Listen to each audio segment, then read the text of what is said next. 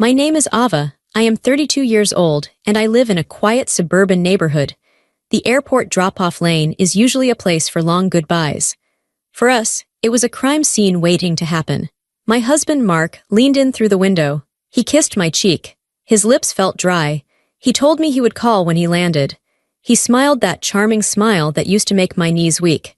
Now it just made my stomach turn. I watched him walk through the sliding glass doors. He didn't look back, he never did. I put the car in drive. That was when the silence broke. My 6-year-old son Leo was sitting in his booster seat behind me. He had been quiet all morning, but as I pulled away from the curb, his small voice cut through the air. "Mom," he whispered, "he wants us gone." I didn't slam on the brakes. I didn't scream. I didn't even ask him how he knew. I just gripped the steering wheel tighter until my knuckles turned white. I looked at my son in the rearview mirror. His eyes were wide, but he wasn't crying. Fear didn't roar through me. It went quiet. It went cold. Because deep down, I didn't just hear a child's imagination. I heard the truth. I always knew this moment was coming. I didn't drive home. I drove away from the life Mark thought he could erase. But before I tell you how everything flipped, like and subscribe, drop a comment. Where are you watching from? My name is Ava. I am 32 years old. I need to tell you about the man I thought I married. I need you to understand why I didn't see the knife coming until it was already pressed against my back. His name is Mark. When I met him, he was the kind of man who filled a room just by walking into it. He wasn't the loudest person, but he had a gravity.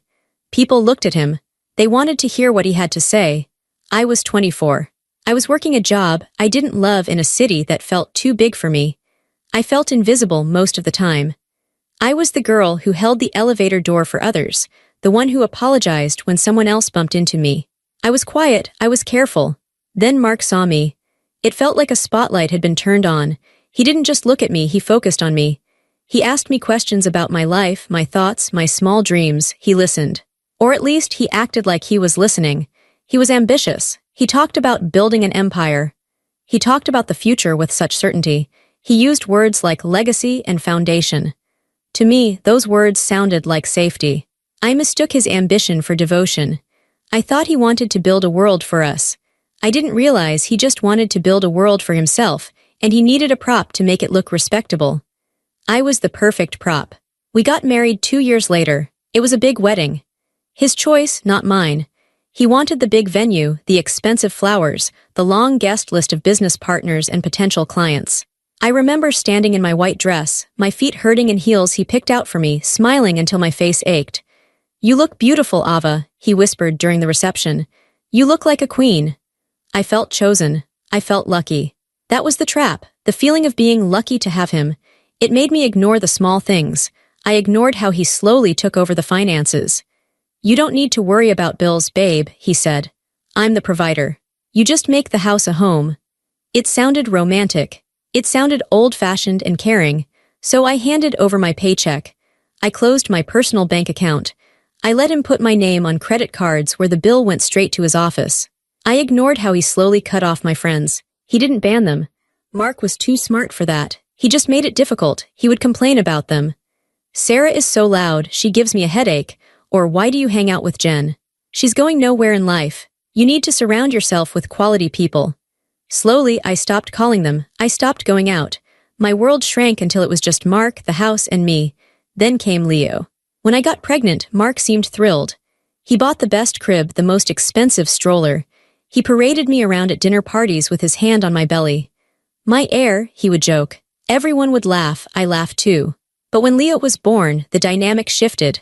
Mark didn't like the crying. He didn't like the mess. He didn't like that my attention was no longer 100% on him. I remember one night when Leo was 3 months old. He had colic. He had been screaming for hours. I was exhausted. I hadn't showered in 2 days. I was rocking Leo in the living room, tears streaming down my face.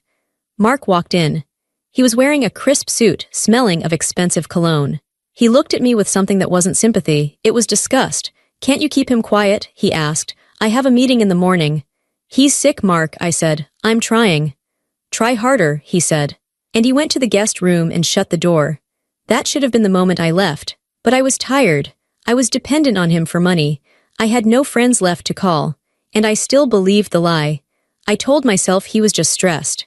He was working hard for us. He was the provider. I excused him, I forgave him, I made excuses for his coldness. Years went by, we fell into a rhythm. He worked late, I raised Leo. I kept the house perfect. I made sure dinner was on the table at 7 o'clock p.m. Even if he didn't show up until 9 o'clock p.m., I convinced myself this was normal. This is what marriage is, I thought. The fire fades, and you just settle into a partnership. I looked at other couples and wondered if they were faking it too. I wondered if every wife felt a little bit lonely when her husband walked into the room. I didn't know that while I was trying to be the perfect wife, he was already rewriting the script. I didn't know that my stability was an illusion. I was standing on a rug, and he was already gripping the edge, getting ready to pull. I loved him. That is the saddest part of this story. Despite the coldness, despite the loneliness, I loved him. I wanted him to be the man he was when we first met. I kept waiting for that spotlight to turn back on me. I waited for years, but the light never came back. Only the shadows got longer. People think betrayal is a bomb. They think it explodes and destroys everything in an instant. It's not. Betrayal is a cancer. It grows slowly. It starts in the dark corners of your life where you aren't looking. It spreads quietly until it's everywhere. The shift didn't happen overnight. It crept in like fog. It started with the phone. Mark used to leave his phone on the kitchen counter. He didn't care if I saw a notification pop up. But then, the habits changed. He started keeping it in his pocket. If he took it out, he placed it face down on the table. Always face down. If I walked into the room while he was texting, his thumb would freeze. He would click the screen off and slide it away. "Who are you talking to?" I asked once. "Just work, Ava," he snapped. "Why are you so nosy?" "It's business." He made me feel small for asking. He made me feel like a nagging wife, so I stopped asking. Then came the time. He started coming home later. First it was 7:30, then 8 o'clock, then 10 o'clock. "Big project," he said. "Merger coming up. Client dinner." I reheated his food. I sat alone at the dining table, eating with Leo. I told Leo, "Daddy is working hard for us." I was lying to my son, and I was lying to myself. When Mark did come home, he wasn't really there. He was physically present, but his mind was somewhere else. I would try to tell him about my day. "Leo drew a picture at school today," I'd say. "The washing machine is making a funny noise." "Uh-huh," he would say. He wouldn't look up from his plate. He wouldn't ask a follow-up question. It was like talking to a wall. Then the business trips started. Before, he traveled maybe twice a year. Suddenly, it was every month, then every 2 weeks. "I have to go to Chicago," he said. "I have to go to Miami." He would pack his bag with a kind of energy I hadn't seen in years. He bought new shirts.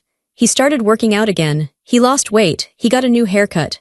"You look great," I told him one morning. He looked at me in the mirror, fixing his tie. "I have to look professional, Ava. Image is everything." He didn't do it for me, I knew that. When he looked at me, his eyes glazed over. There was a softness in his voice sometimes, but it wasn't love. It was worse. It was pity. It was the kind of voice you use with a sick dog you know you're going to put down soon. "Hey," he would say, patting my shoulder awkwardly. "Why don't you buy yourself something nice today? Go to the mall." He was buying his conscience clear. He was giving me distractions while he lived his real life. I felt myself fading inside my own marriage. I felt like a ghost haunting my own house. I started to check my reflection in the mirror more often. Was I ugly? Was I old? I was only 32. I looked fine. But I didn't feel fine. I felt gray. I tried to win him back. I cooked his favorite meals, roast chicken with rosemary, lasagna from scratch. He would eat it quickly and go to his office. "I have emails," he said. One night, I put on a dress I knew he liked. I put on makeup. I waited for him in the living room after Leo was asleep. When he walked in, he stopped. He looked at me, and for a second, I saw annoyance flicker in his eyes, just for a second. Then he covered it with a fake smile. "You look nice," he said. "What's the occasion?" "I just wanted to look nice for you," I said. "Oh, that's sweet," he said. He yawned. "I'm beat, Ava. Long day, I'm going to crash." He walked right past me. He didn't touch me. He went upstairs, and 5 minutes later I heard the shower running. I sat on the couch in my nice dress and listened to the water. I felt a coldness settle in my chest. It wasn't anger yet. It was confusion. It was hurt. Why wasn't I enough? I started to doubt my own mind. Maybe he really was just working hard. Maybe I was being demanding. Maybe I was the problem. Mark was good at that. If I ever brought up his distance, he turned it around on me. "You're so insecure, Ava," he would say. I'm out there busting my back to pay for this house, for your car, for Leo's school, and you're complaining that I don't hold your hand enough. Grow up. He made me feel selfish for wanting affection, so I shrank even more. I became quieter. I tried to be the low-maintenance wife. I thought if I demanded nothing, he would love me again. But the silence in the house grew louder. Leo noticed it too. Is Daddy mad? Leo asked me one day while playing with his blocks. No, sweetie, I said. Daddy is just busy. He doesn't play with me anymore, Leo said. He didn't look sad. He just stated it like a fact. That broke my heart more than his neglect of me. He was ignoring our son. I remember waking up one night at 2:00 a.m. The bed next to me was empty. I got up and walked into the hallway. I saw light coming from under the door of his home office. I walked closer. I heard his voice. It was low, gentle. I know, he was saying. I miss you too. It won't be long now. I promise. I froze. My hand hovered over the doorknob. Yeah, I can't talk long. She's asleep upstairs. That was me. I was she. I wasn't Ava. I wasn't his wife. I was the obstacle. I didn't open the door. I couldn't. I was a coward. I turned around and walked back to bed. I laid there in the dark, shaking. I knew. Deep down, I knew right then. But I wasn't ready to face it. I needed proof. I needed to be sure. Because once you know the truth, you can't go back. And I was terrified of what lay ahead. Denial is a powerful drug.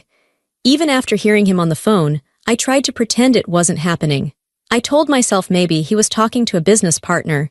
Maybe I miss you was a joke. But the universe has a way of forcing you to see. It happened on a Tuesday. A regular, boring Tuesday. Mark had taken my car that morning because his SUV had a flat tire. He swapped vehicles and drove off to work. Around noon, he called me. Ava, he said. He sounded rushed. I left a file in the backseat of your car. I need it. Can you bring it to my office? Sure, I said. I was happy to help, happy to be useful. Just drop it at the front desk, he said. Don't come up, I'm in a meeting. Okay, I said. I went out to the garage. I opened the back door of my sedan. I saw the file folder he mentioned, but as I reached for it, something else caught my eye. It had slid under the passenger seat, just a glimpse of black plastic. I reached under and pulled it out. It was a phone, not his regular iPhone. This was a cheap prepaid Android. A burner phone. My heart stopped. The air left the garage. Why would my husband have a second phone? I held it in my hand. It felt heavy, like a loaded gun. I pressed the side button. The screen lit up. It was locked. Of course it was locked. I stared at the keypad. 4 digits. I tried his birthday. Incorrect passcode. I tried our anniversary. Incorrect passcode. I tried his regular PIN. Incorrect passcode. I took a breath. I thought about the man he had become. The man who was obsessed with his image. The man who thought he was smarter than everyone else. I tried the year he started his company. Click, the phone unlocked. My stomach dropped. I saw the icons. No email, no banking apps, just text messages and photos. My hands were shaking so bad I almost dropped it. I tapped on the messages. There was only one conversation thread. No name. Just a number. I scrolled up. It went back 6 months. Mark, meeting was boring, wish I was with you. Number, soon baby, I bought that dress you like. Mark, can't wait to take it off you. I felt like I was going to throw up. The vulgarity of it, the casual way he spoke to her, he never spoke to me like that, not even in the beginning, but I kept scrolling. I had to see it all. I had to drink the poison. Then I saw the messages from last week. The tone changed. It wasn't just sex anymore, it was planning. Number, when are you going to tell her? I'm tired of waiting. Mark, patience. We have to do this right. If I divorce her now, she gets half. You know the laws in this state. Number, so what's the plan? And then the message that killed Ava the wife. The message that killed the girl who held elevator doors. Mark, I'm moving the assets. It takes time to hide the accounts. Once they're out of the picture, everything we planned can finally move forward.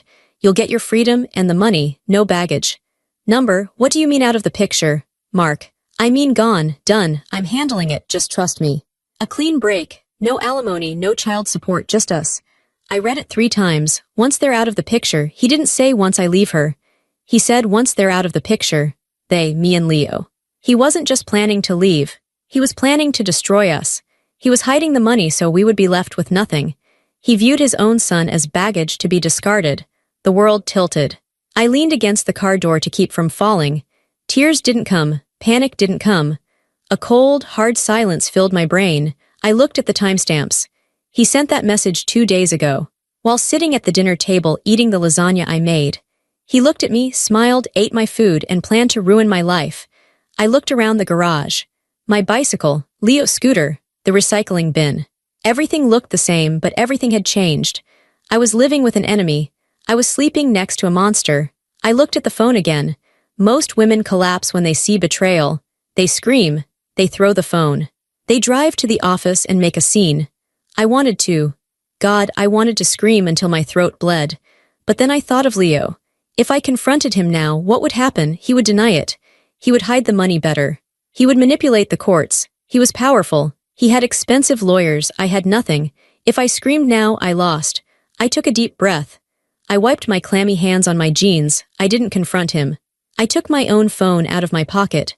I took photos of every single text message, every photo, every timestamp. Then I went to his call log. I wrote down the number he was texting. I went to the settings and found the number of the burner phone itself. I did all of this with steady hands. My heart was hammering against my ribs like a trapped bird, but my hands were steady. I locked the burner phone. I slid it back under the passenger seat, exactly how I found it. I grabbed the file folder he asked for. I got in the car. I checked my face in the rearview mirror. I looked pale. I pinched my cheeks until they were pink. I fixed my hair. I drove to his office. I walked to the front desk. I smiled at the receptionist. "Hi," I said. "Mark left this file." "Oh, thanks, Mrs. Davis," she said. "He's in a meeting, but I'll make sure he gets it." "No rush," I said. "Tell him I said hello." I walked out. I got back in my car. I didn't cry until I was 2 miles away, parked in the back of a supermarket parking lot. Then I let it out. I screamed into my steering wheel. I sobbed until I couldn't breathe. I mourned the death of my marriage. I mourned the death of the man I loved. I gave myself 20 minutes, then I wiped my face. I fixed my makeup again. I wasn't a wife anymore. I was a soldier behind enemy lines, and I had a war to win.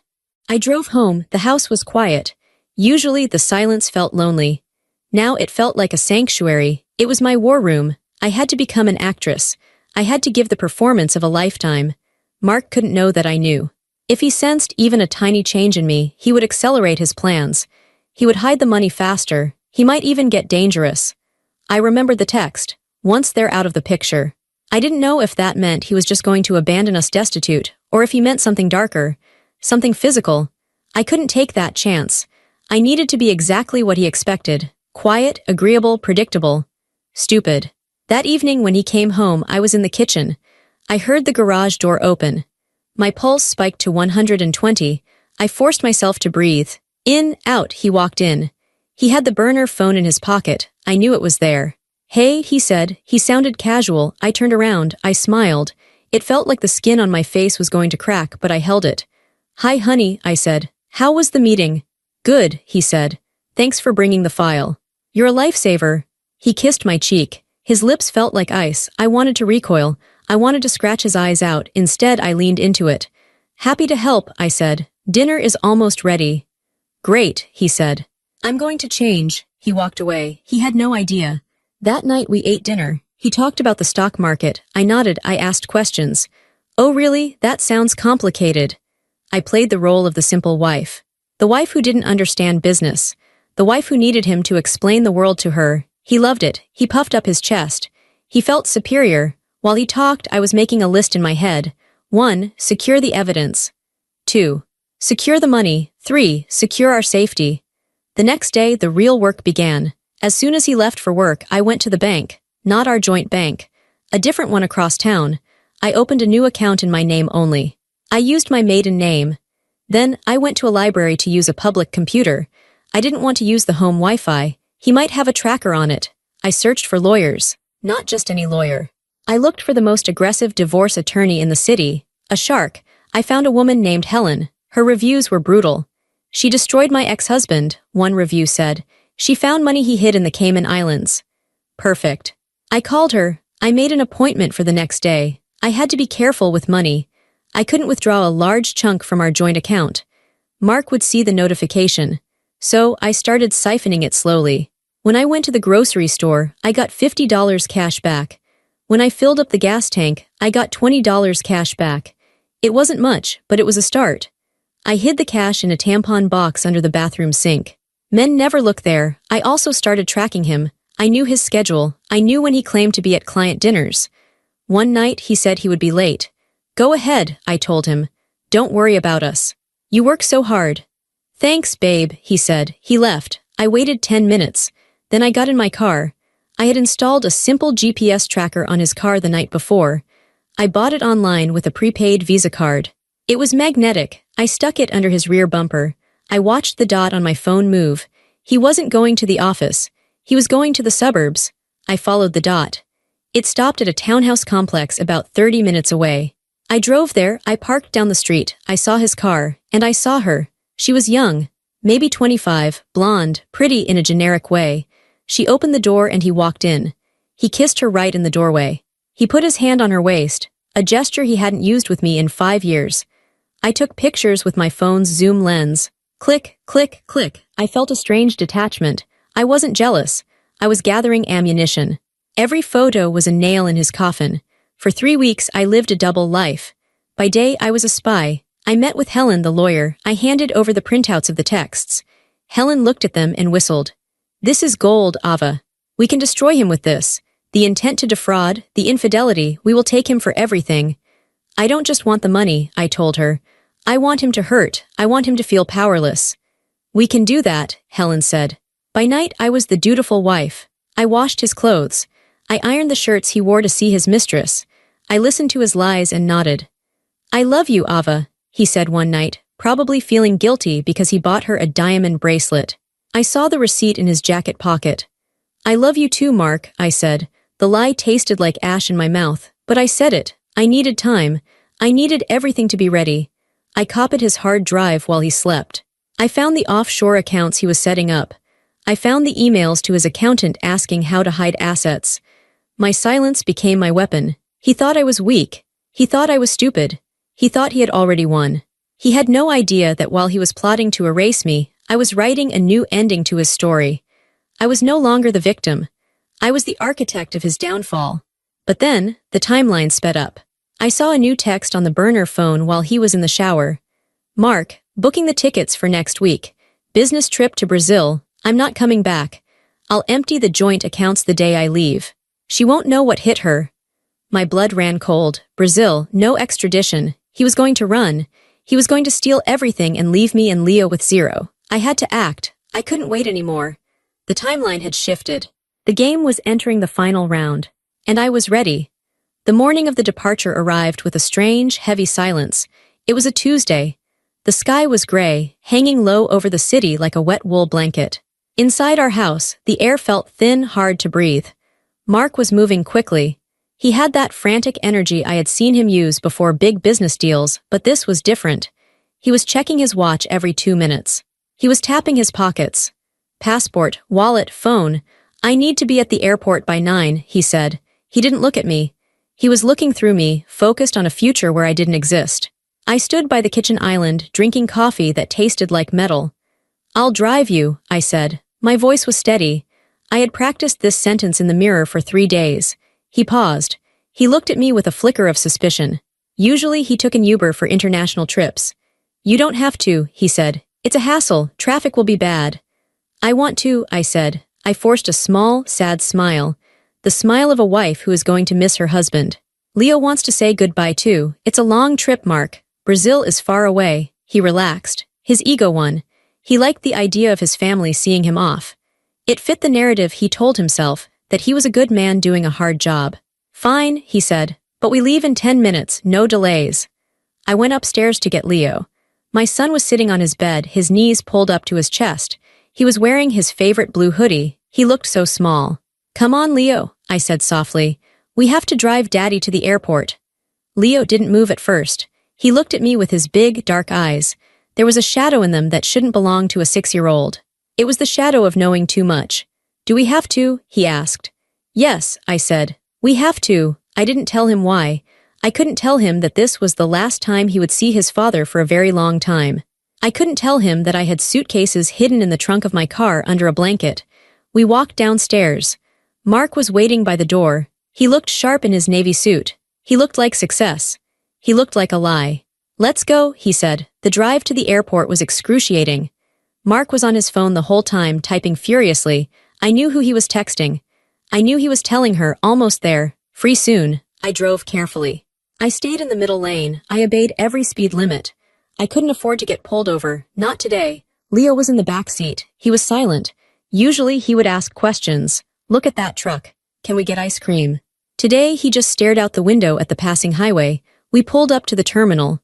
The departures sign loomed overhead. It felt like a judgment. Mark got out. He grabbed his bags from the trunk. He didn't offer to help me out. He just stood on the curb, checking his watch again. I got out. I opened the back door for Leo. Say goodbye to Daddy, I said. Leo unbuckled his seatbelt. He stood up on the car seat but didn't climb out. He looked at his father through the open door. Bye, Dad, Leo said. His voice was flat. Mark didn't notice. He reached in and ruffled Leo's hair, messy and careless. Be good for your mom, kiddo. I'll bring you a soccer jersey from Brazil. A promise he never intended to keep. Then Mark turned to me. This was the moment, the final kiss, the Judas kiss. He leaned in. I'll call you when I get to the hotel, he said. Safe travels, I said. He kissed my cheek. It was quick, impersonal. He was already gone. He turned around and walked toward the sliding glass doors. He walked with a bounce in his step. The walk of a man who thinks he has gotten away with murder. I watched him go. I waited until the glass doors closed behind him. I waited until I couldn't see his suit anymore. I got back into the driver's seat. I closed the door. The sound sealed us in. I put the car in drive. I checked my blind spot. I signaled left. That was when the silence broke. Mom, Leo whispered. I looked at him in the rearview mirror. He wasn't looking out the window anymore. He was looking right at my reflection. His face was pale. He wants us gone, Leo said. I didn't scream. I didn't slam on the brakes. The car kept moving forward, merging into the traffic leaving the terminal. What did you say, baby? I asked. My voice was calm, but my blood had turned to ice. I heard him, Leo said. On the phone, in the bathroom, he said. He said he wants us gone. He said we are in the way. My hands gripped the steering wheel so hard my knuckles turned white. My 6-year-old son had heard. He had been carrying this secret. He had been living with the same terror I had. He thought his father wanted to kill us. And maybe he wasn't wrong. When did you hear this? I asked. 2 days ago, Leo said. He was talking to the lady. He knew about the lady too. A wave of rage washed over me. It was hotter and fiercer than anything I had felt before. It wasn't just about the money anymore. It wasn't just about the betrayal. Mark had terrorized my son. He had made my little boy feel unsafe in his own home. He had made him feel like garbage to be thrown away. Mom, Leo's voice trembled. Is he going to hurt us? I looked at him in the mirror. I locked eyes with him.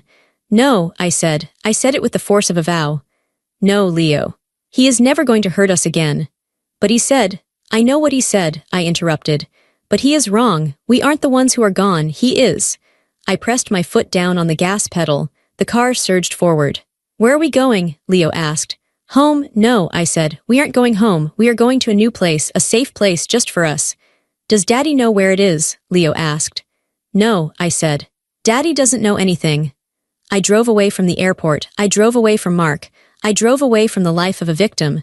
The fear didn't roar through me. It went quiet. It was replaced by a cold, sharp clarity. Mark thought he was the hunter. He thought we were the prey. He was wrong. I wasn't driving away to hide. I was driving away to start the war. I didn't take the highway home. I took the back roads. I checked my rearview mirror every 30 seconds to make sure we weren't being followed. Paranoia is a survival skill. I had rented the safe house 3 weeks ago under my maiden name, paid for with cash I had slowly siphoned from the grocery budget. It was a small cabin near the lake, about an hour north of the city. It was winter, so the summer crowds were gone. It was isolated. It was perfect. I had already moved the essentials there. Clothes, non-perishable food, cash, a burner phone of my own, and my laptop with all the evidence. We arrived at 11 o'clock a.m. The gravel crunching under the tires was the only sound. Is this it? Leo asked. He looked at the small wooden cabin. It looked nothing like our sprawling suburban house with the manicured lawn. This is it, I said. It's an adventure, Leo, like camping. I unlocked the door. The air inside was cold and smelled of pine and dust. I turned on the heater. Go pick a bed, I told Leo. There's a bunk bed in the back room. He ran off, distracted by the novelty of it. Kids are resilient. As long as I was calm, he would be calm. I went to the kitchen table. I set up my command center, my laptop, my phone, the files. I connected to the internet using a mobile hotspot, not the cabin's Wi-Fi. I needed to be invisible. The first thing I did was open the app connected to the security cameras at our old house. I had installed hidden cameras inside the house 2 days ago. Mark didn't know about them. He only knew about the exterior alarm system. I put one in the kitchen, one in the hallway, and one in his office. I stared at the screen. The house was empty. It looked peaceful. I checked the time. 11:15 a.m. Mark's flight was scheduled to take off at 11:30 a.m. I waited. I needed to be sure he was on that plane. If he wasn't, if he turned around. At 11:45 a.m., I checked the flight status online. Departed. He was in the air. He was trapped in a metal tube for the next 10 hours. He couldn't make calls. He couldn't check his bank accounts. He was helpless. I let out a breath I had been holding for a month. But my work wasn't done. I kept the camera feed open on one side of the screen. At 4:32 p.m., the motion sensor on the back door of our old house triggered. My heart jumped. I clicked on the feed. A man was walking up to our back patio. He was wearing a black hoodie and jeans. He had a backpack. It wasn't Mark. Mark was over the Atlantic Ocean. I zoomed in. I didn't recognize him. He walked to the back door. He didn't knock. He pulled a tool out of his pocket, a lock pick set. I watched in silence as he worked on the lock. It took him less than a minute. The door swung open. He walked into my kitchen. He stood there for a moment, listening. Then he pulled something out of his waistband. It was a pistol. I sat in the safe house, 50 miles away, and watched a hitman walk through my kitchen. Leo's whisper echoed in my head. He wants us gone. Mark hadn't just planned to leave us poor. He had hired someone to make sure we disappeared. If I had gone home after the airport, if I had been sitting in that kitchen, I would be dead. Leo would be dead. I watched the man move through the house. He checked the living room. He checked the garage. He went upstairs. He came back down 5 minutes later. He looked annoyed. He took out his phone and made a call. I couldn't hear what he was saying, but I could guess. They aren't here. The house is empty. He hung up. He looked around one last time, then left the way he came. I stared at the empty kitchen on the screen. That was the exact moment fear died inside me. You think you know what fear is. You think it's a pounding heart or sweaty palms. But real fear, mortal fear, is heavy. It crushes you. But once you survive the moment of death, once you see the bullet miss you, the fear evaporates. It is replaced by a cold, hard rage. I wasn't afraid of Mark anymore. I wasn't afraid of his money or his power. He had tried to kill me. He had tried to kill my son. He had broken the most sacred law of nature. I closed the laptop screen. My hands were perfectly steady. I walked into the bedroom. Leo was playing with his toy cars on the rug. Mom, he looked up, I'm hungry. I'll make grilled cheese, I said, and tomato soup. Yay, he cheered. I looked at him. I wanted to hug him until he couldn't breathe, but I didn't. I needed to be normal. I went to the kitchen. I buttered the bread. I heated the soup. I hummed a little song. I was a mother making lunch, but inside, Ava was gone. The soft, compliant, loving wife was dead. She died in that kitchen when the man with the gun walked in. A new woman was standing at the stove. This woman was a survivor. This woman was a warrior. And this woman was about to burn Mark's world to the ground. Mark was in the air for 8 more hours. That was my window. He thought he was flying toward freedom. He was actually flying into a trap. I ate dinner with Leo. I read him a bedtime story. I tucked him in. Sleep tight, bug, I said. Night, Mom, he mumbled. I closed his door. I poured myself a glass of water. I sat back down at the computer. It was 8:00 p.m. I picked up the phone. I called Helen, my lawyer. It's time, I said. Are you safe? Helen asked immediately. Yes, I saw a man enter the house. He had a weapon. There was a pause. Okay, Helen said. Her voice shifted from lawyer to general. We go nuclear now. Do it, I said. Step 1, the money. I logged into the joint accounts. Mark thought he had been clever. He had moved most of the money into a holding account before the transfer to the offshore bank. He thought the holding account was secure. But I had his passwords. I had the keystroke logger I installed on his laptop 3 weeks ago. I accessed the holding account. I didn't steal the money. That would be illegal. I simply froze it. I triggered the fraud alert system. I entered the wrong password 3 times on purpose from a VPN in Russia. Then I called the bank's fraud line pretending to be a panicked wife. Someone is hacking us, I cried. Please freeze everything. My husband is on a plane. He can't authorize anything. The bank manager was helpful. Don't worry, Mrs. Davis. We've locked it down. No funds can move until your husband comes into a branch with 2 forms of ID. He was in Brazil. He couldn't walk into a branch. The money was stuck. He couldn't pay his mistress. He couldn't pay the hitman. He couldn't even pay for his hotel. Step 2, the mistress. I picked up the burner phone I had bought. I opened the text thread with the number I had stolen from Mark's secret phone. I typed, "We need to talk. Tonight it's about Mark." She replied instantly. "Who is this?" "His wife," I typed. "I know everything. I know about Brazil. I know about the money. And I know about the man he hired to visit my house today." I watched the 3 dots of her typing bubble appear and disappear. She was panicking. "I don't know what you're talking about," she lied. "The police are on their way to my house right now," I bluffed. "They found the man. He gave them a name. Yours." It was a lie, but a calculated one. She was young. She was probably just greedy, not a killer. If she thought she was being framed for murder, she would crack. "I didn't hire anyone." She texted back. "That was Mark. He said he would handle it. I just wanted the money." Screenshot. She had just admitted conspiracy. "Meet me," I typed. "Or I give this text to the cops." I gave her the address of a 24-hour diner near the airport. I told her to wait there. I didn't go, obviously. But I did call the police anonymously and tipped them off that a woman involved in a conspiracy to commit murder was waiting at that diner. Step 3, the authorities. I sent the video file of the man with the gun to the police detective Helen knew. I sent the screenshots of the texts. I sent the financial records showing Mark moving money to illegal offshore entities. I built a digital cage around him. By the time Mark's plane touched down in Sao Paulo, his life in America was over. I watched the clock. 6:00 a.m. he was landing. I imagined him turning on his phone. He would expect a text from the hitman saying, "It's done." He would expect a text from his mistress saying, "I love you." Instead, his phone would remain silent. He would try to check his bank balance. Access denied. He would try to call the mistress. She wouldn't answer because she was currently in an interrogation room. He would realize something was wrong. I sat in the dark cabin, watching the sunrise over the lake. The light was pale and cold. My phone rang. It was Helen. "The police picked up the mistress," she said. "She's singing like a bird. She gave them everything. Mark's texts, the plan, the location of the assets. She's trying to cut a deal." "And the man?" I asked. "They have an ID on him from the video. He's a known contractor. They have an APB out. They'll find him." "What about Mark?" "He's in Brazil," Helen said. "But he's broke. His cards won't work. The Brazilian authorities have been notified about the fraud and the conspiracy charge. They are waiting for him at customs." I closed my eyes. "He's not going to make it out of the airport," Helen said. "No," I said. "He's not." "You did it, Ava," Helen said softly. "You saved yourself." "I know," I said. I hung up. I walked into the bedroom. Leo was still asleep. He looked peaceful. I had done it. I had executed the plan perfectly. But there was one loose end. Mark was arrogant. He was a narcissist. If he got desperate, he wouldn't just surrender. He would try to blame me. He would try to twist the story. I needed to be ready for the final act. I checked the security cameras at the house one last time. The police were there now. They were putting yellow tape around my front door. It looked like a crime scene.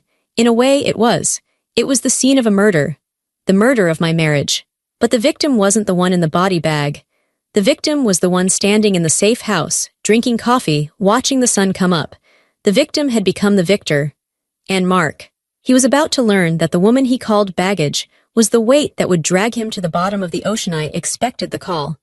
I didn't expect him to find a way back so soon. 3 days passed. We stayed in the cabin. We played board games. We hiked in the woods. Leo seemed happier. The tension that used to radiate from me was gone, and he felt the difference. Then my burner phone rang. It wasn't a number I recognized. I answered. "Hello, you bitch." It was Mark. His voice was ragged. He sounded like he hadn't slept in days. "Hello, Mark," I said. My voice was cool water. "You set me up," he screamed. "My cards are frozen. The police are looking for me. You ruined everything." "I didn't ruin anything," I said. "I just stopped you from ruining us." "Where are you?" he demanded. "I'm coming for you. I'm going to. You're not going to do anything," I said. "You're in Brazil." "I'm not in Brazil," he shouted. "I never went through customs. I saw the cops waiting. I bought a ticket back under a fake name. I'm here, Ava. I'm in the city." My stomach dropped. He was here. He was back in the country. "You think you're smart?" he hissed. "I know about the cabin. I saw the charge on the credit card statement before you froze it. The gas station near the lake. I know where you are. He was bluffing, he had to be. I'm coming to get my son, he said, and I'm going to deal with you. The line went dead. I stood there holding the phone. Panic tried to claw its way up my throat. He was coming, he was desperate. A desperate man is the most dangerous kind. I looked at Leo. He was building a Lego tower. I had two choices, run again or end this. If I ran, he would chase us forever. We would always be looking over our shoulders. No. I called Helen. He's back. He knows where we are. Get out of there, Helen said. No, I said. Send the police. Tell them to come to the cabin. But don't use sirens. I need him to come inside. Ava, that's suicide. It's not suicide, I said. It's a trap. I hung up. I packed Leo's bag. Leo, I said. We're going to play a game. I need you to go into the bathroom and lock the door. Put your headphones on. Watch your movie. Do not come out until I come get you, okay? Is the bad man coming? Leo asked. Yes, I said, but the good guys are coming too. I locked him in the bathroom. It was the only room with no windows. I sat in the living room. I turned on the audio recorder on my phone. I placed it under a magazine on the table. I waited. An hour passed. The silence of the woods was deafening. Then I heard it. Tires on gravel. My heart hammered against my ribs. Thump, thump, thump, a car door slammed. Heavy footsteps on the porch. The door handle rattled. It was locked. Crash. He didn't bother knocking. He kicked the door in. The wood splintered. Mark stood in the doorway. He looked terrible. His suit was wrinkled and stained. He had stubble on his face. His eyes were wild, bloodshot, and manic. He held a tire iron in his hand. Ava, he roared. I sat in the armchair. I didn't move. I forced my breathing to be slow.